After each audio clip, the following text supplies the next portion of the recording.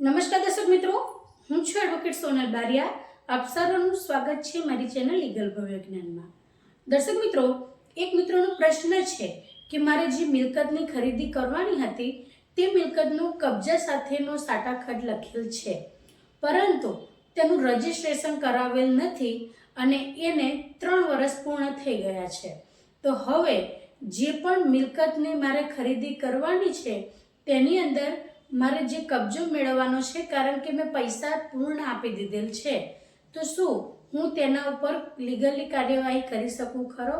કારણ કે જે વ્યક્તિ વેચનાર છે તે હવે ના પાડે છે તે મિલકત વેચવા માટે. તો હવે મારે શું કરવું જોઈએ? તો ચલો દર્શક મિત્રો, આ જે પ્રશ્ન છે એને આપણે આજે વિસ્તારપૂર્વક સમજીએ. તો દર્શક મિત્રો, સૌથી પહેલી બાબત એ છે કે જો તમે કોઈ પણ પ્રકારની મિલકતની ખરીદી કરી રહ્યા છો તો દર્શક મિત્રો, તેની અંદર તમે સાટાખટ લખતા હોવ છો. સાટાખટ કબજા સાથેનો પણ હોય છે અને કબજા વગરનો પણ હોય છે. તો હવે આ જે કેસ છે તેની અંદર કબજા સાથેનો સાટાખટ લખેલો છે તેવું કહી રહ્યા છે. તો દર્શક મિત્રો, જ્યારે કબજા સાથેનો જે પણ સાટાખટ છે તો એની અંદર ઉલ્લેખ જ છે કે કબજા સાથેનો છે, એટલે એ કબજો પણ સોંપી દે છે તેવું આપણે કહી શકીએ છીએ. તેમ છતાં પણ જ્યારે વેચાણ દસ્તાવેજનો જ્યારે લીગલી કાર્યવાહી કરવાની આવે ત્યારે આ જે કેસ છે તેવી સમસ્યા ઊભી થઈ શકે છે. તો દર્શક મિત્રો, સૌથી પહેલાં તો તમને એ જણાવી દઉં કે જ્યારે તમે કબજા સાથેનો સાટાખટ કરો છો અથવા ખાલી સાટાખટ કરો છો તો તેની જે વેલિડિટી છે એ દર્શક મિત્રો 3 વર્ષ સુધીની હોય છે, કે 3 વર્ષ પછી તમે તેની ઉપર કોઈ પણ પ્રકારની કાર્યવાહી ન કરી શકો. પરંતુ તેની અંદર સૌથી મુખ્ય બાબત એ છે દર્શક મિત્રો કે તમે જે પણ સાટાખટ કરેલો છે એ સાટાખટ રજીસ્ટર થયેલો છે કે નહીં. જો તમે સાટાખટ સાદો કર્યો હોય કે કબજા સાથેનો કર્યો હોય, પરંતુ તે જે સાટાખટ છે એનું તમે જો રજિસ્ટ્રેશન કરાવી લીધેલ હોય તો દર્શક મિત્રો તમને ખૂબ જ બેનિફિટ મળે છે. કારણ કે એક વખત રજિસ્ટ્રેશન થયેલો સાટાખટ હોય એટલે જો તેની અંદર જે સમયગાળો છે એ સમયગાળો પણ વીતી જાય તેમ છતાં પણ દર્શક મિત્રો તમારો એની ઉપર અધિકાર રહે છે. જો એની પર કોઈ પણ પ્રકારની તકરાર ઊભી થાય તો તમે તે સંદર્ભે કોર્ટની અંદર જઈ શકો છો અને તમારી પાસે રજીસ્ટર થયેલું જે પણ સાટાખટ છે એ પુરાવા રૂપે પણ માન્ય ગણાય છે. પરંતુ જો તમારો સાટાખટ રજીસ્ટર નથી થયેલો અને 3 વર્ષથી વધુનો સમય થઈ ગયેલો છે તો આવા સંજોગો દરમિયાન દર્શક મિત્રો, જો તમે સંપૂર્ણ રકમ ભરપાઈ કરી દીધેલ હોય તેમ છતાં પણ ક્યારેક તમારી જે આ પડકાર છે એ ખૂબ મુશ્કેલી ભર્યો કહેવાય.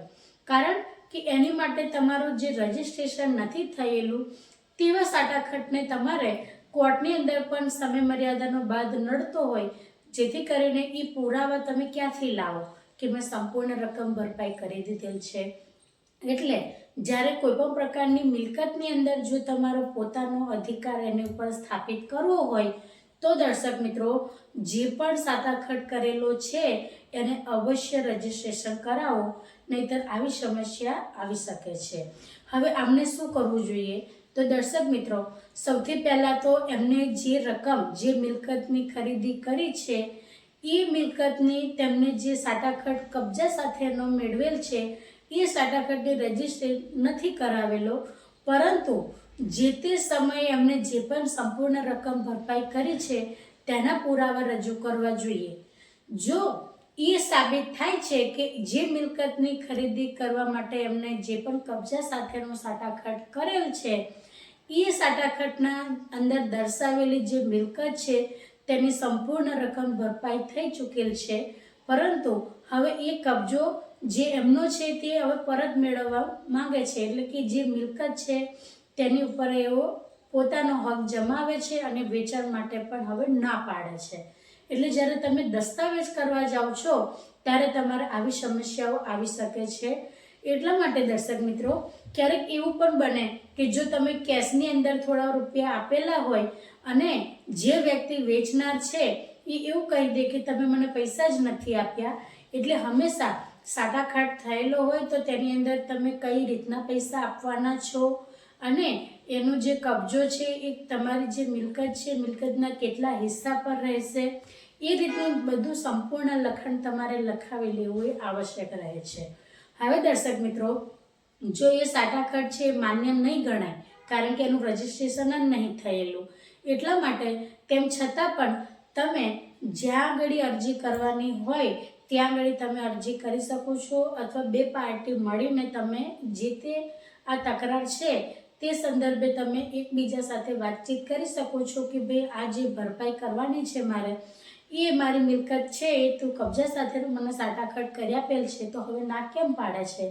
તો જો એ વ્યક્તિ માની જાય છે તો ઠીક છે દર્શક મિત્રો, તો પછી જે મિલકત તમારે ખરીદી કરવાની છે એનો તમે વેચાણ દસ્તાવેજ જેમ બને તેમ તમે જલ્દીથી કરી શકો છો.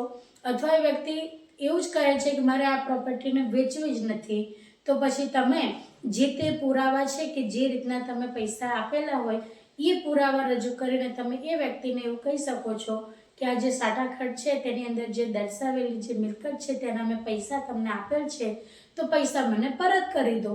બરાબર, તમારી પાસે બે જ ઓપ્શન છે, જો કાં તો તમે મિલકતનો દસ્તાવેજ કરી આપો અથવા તો પછી મિલકતની જે રકમ મેં ભરપૂર જે ભરપાઈ કરી દીધેલી છે સંપૂર્ણપણે એની મને જે રકમ છે એ પરત કરી દો. પરંતુ દર્શક મિત્રો, જો એ તમને એવું પણ જણાવે કે જે રકમ તમે મને આપેલ છે એની મેથી હજી બાકી છે અથવા તમે આટલા જ પૈસા આપેલ છે, તો આવા સંજોગો દરમિયાન દર્શક મિત્રો એ જે રકમની બાબત આવે છે એમાં જો તમે ચેક દ્વારા આપેલી હોય તો એની પાસેના તમારી પાસે જે પુરાવા હોય તો તમે એમની ઉપર પછી ધોખાધડીનું પણ કરી શકો છો કે એ મને ધોકાથી મારી જે મિલકત છે એને જે મને કબજો સાથેનું સાટાખટ કરી આપેલ છે પણ હવે એ ફરી ગયા છે, તો એ રીતના તમે કોર્ટની અંદર જઈ શકો છો. પરંતુ જે સાટાખટ છે એ દર્શક મિત્રો રજીસ્ટર થયેલો ન હોય એટલે એની અંદર તમારે મુશ્કેલી ઊભી થઈ શકે છે. તો દર્શક મિત્રો, આજના માટે આટલું જ. જો વિડીયો સારો લાગ્યો હોય તો તેને લાઈક કરજો, શેર કરજો અને ચેનલને સબસ્ક્રાઈબ કરજો. જય હિન્દ, જય ભારત.